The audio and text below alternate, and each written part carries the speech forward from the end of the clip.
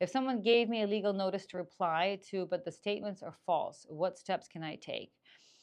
Interesting. I love these, I guess, love, I use it in quotations, legal notices.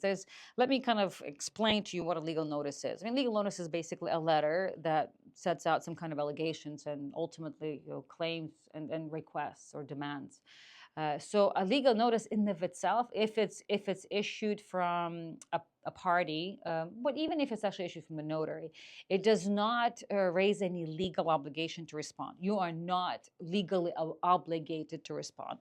The only time you're legally obligated to respond is if there's an actual formal court case that's been filed, and there's a complaint that's been filed, and the sort of the arguments from legal notice would have been embedded in the complaint, and you would be receiving complaint, and that becomes ultimately like a court case, but it's based on a legal notice, so to speak, right? So that would be like the court issued legal notice for, for simplicity's sake. So that's, in that case, you need to respond because it's an official formal proceeding, and if you don't respond, you risk a judgment by default.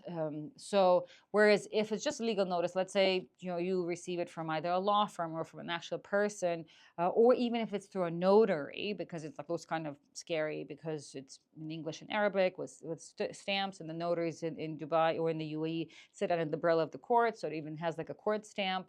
So it looks kind of scary. But in short, in legal terms, there's no obligation for you to respond. Now, in your case, where according to you, the legal notice has sort of unsubstantiated statements or allegations, well, I mean, you don't need to reply, first of all, but second of all, if it is false or unsubstantiated, you don't absolutely need to argue, because how do you disprove something that did not happen, right? How do you prove the negative? So you don't need to from a legal standpoint. Now, if you want to, for one reason or another, because you feel better, or because let's say you're preparing your own case, then you can respond, and you can just say, well, these statements are false and they're completely unsubstantiated.